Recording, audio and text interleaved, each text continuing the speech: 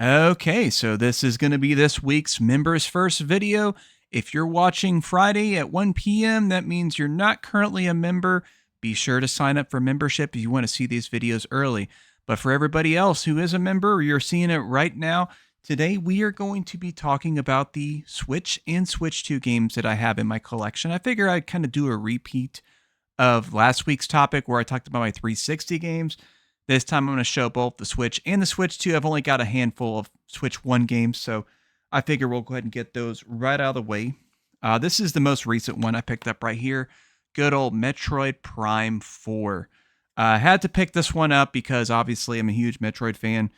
I haven't really had a chance to play it much, but I do enjoy it so far. This is Donkey Kong Bonanza. This was the only other game I picked up after launch. This was actually pretty fun. I mean, I think it's a little overrated compared to like Astrobot. People are saying it's as good as Astrobot. It's not quite that good, but it is a very solid game. Probably the best game currently in the lineup that's a true exclusive for the console. I also picked up Rune Factory, Guardians of Azuma. This is actually one of those dual format games, so it's both Switch and Switch 2. That was also the case with the Metroid Prime 4 as well. This is a pretty fun little action RPG with some like farming elements. Not too bad. And then, of course, I also got Cyberpunk 2077. I just had to check this one out of curiosity. Cyberpunk's a really cool game, obviously.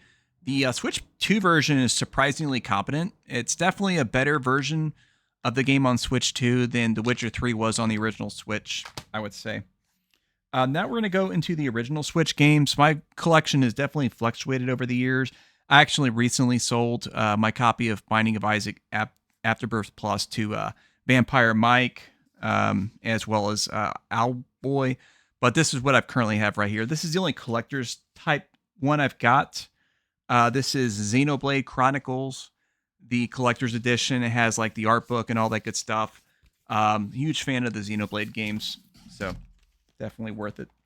Actually, technically, never mind. I have another collector's game as well, but I don't have it in the box right now. This is Nintendo NES World Championship. I definitely need to play this. I actually haven't played this one yet. I just knew I'd love it. We also got Paper Mario and the Thousand Year Door, the remake of the GameCube game, of course. A lot of people have their issues with this because they changed some of the localization, whatnot, but I don't know. It's fine. It's whatever. Ring Fit Adventure. This is actually a really fun exercise type game. I really need to get back into it. I did enjoy my time with it. It uses like this unique ring thing that you have to put your Joy-Cons into, and it's actually really cool. We've got Bayonetta 3. I haven't played this one yet, but I am a big fan of the Bayonetta series. I did play the first two games, obviously, so this was one I definitely need to get around to eventually. I think it does have a Switch 2 enhancement, so maybe that'll be interesting to check out. Zelda Echoes of Wisdom. I really couldn't get into this one as much as I hoped. Like, it's not bad, but the way you have to navigate the menus, like for creating items, is very convoluted. And to my knowledge, they never fixed it. So it kind of makes it a pain in the ass to play. Then we got Tears of the Kingdom. Everybody knows this one, of course. This is definitely one of the best Zelda games of all time. My green screen's going nuts trying to show the case on this one, probably because of the reflections and everything like that. But you can see it's Tears of the Kingdom. All right. Super Mario RPG. Pretty solid remake of the original Super Nintendo game. It's practically almost the same. It's certainly more similar, from what I understand, than Paper Mario was to the GameCube original. Very cool visuals. It's not bad. You know, you can't go wrong with Super Mario RPG. Captain Toad Treasure Tracker. I've heard a lot of good things about Captain Toad Treasure Tracker. I haven't actually played it yet. I decided to eventually get a disc copy because I remember seeing this weird thing on the eShop where you could buy it for like $6 or something like that.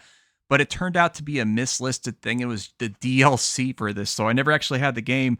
So I need to actually get around to it and then take advantage of that DLC that I bought. Super Mario Wonder. Now, this is a really fun game. I highly recommend this if you're into the 2D Mario games. This, along with Mario Odyssey, are the best Mario games on the Switch, in my opinion. Then we've got Metroid Prime Remastered. Had to get this one, of course, because, I mean, it's Metroid Prime, that was one of my favorite games on the GameCube, so it just obviously made sense to pick that up. Metroid Dread. So I got a lot of Metroid, obviously. As you can see, Metroid, Zelda. But yeah, Metroid Dread, obviously. Really cool 2D style Metroid game. Very interesting mechanics. I never actually got around to beating it, but I did have a lot of fun playing this particular one. This is one I haven't played yet, but this is one I probably will like, I'm sure. It's Mario and Rabbids Sparks of Hope. I've heard a lot of good things about these particular games, and they have like a tactical RPG thing, almost like an XCOM, but in the Mario universe. It's actually put out by Ubisoft, which is kind of unusual because obviously it's not Nintendo. Fire Emblem Three Houses.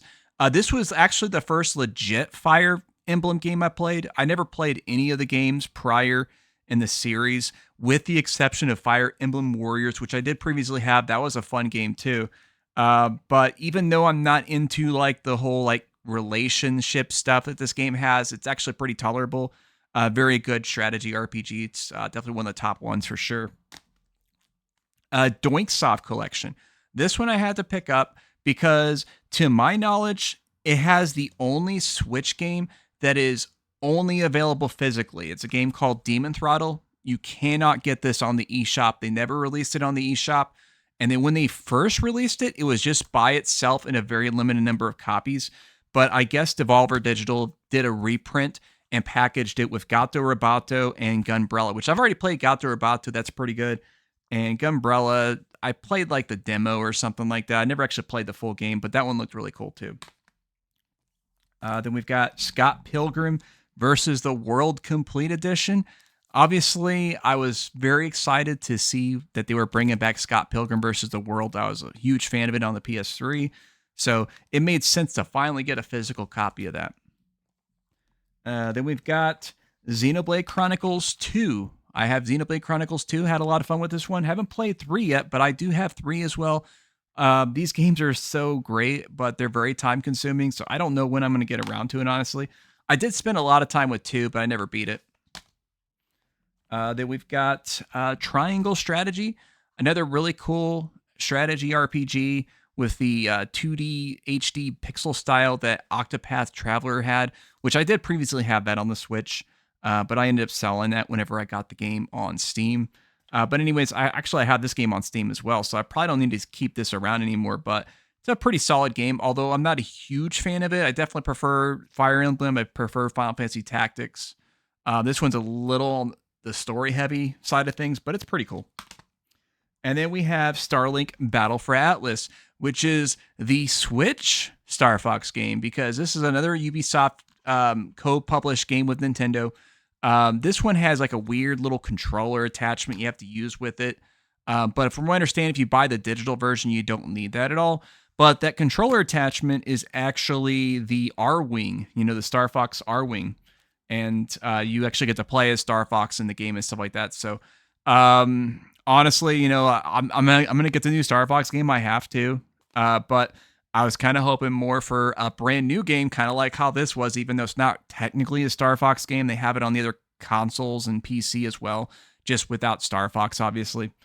But yeah, that's going to be my full collection of Switch and Switch 2 games that I have physically.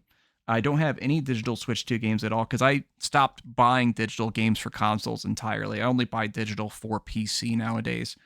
But I have bought several original Switch digital games. So if you want me to show that off in a future video, just sound off in the comments below. And yeah, if you like this video, be sure to check out the most recent video that I did right above my head. I'm sure you'll appreciate it, and maybe not, in which case the algorithm's going to send something fire to you. Definitely be sure to give that a look as well. And then, if you're a member, you're already subscribed, I would imagine. But if you're not subscribed, please check out down below. And that's going to be the last line.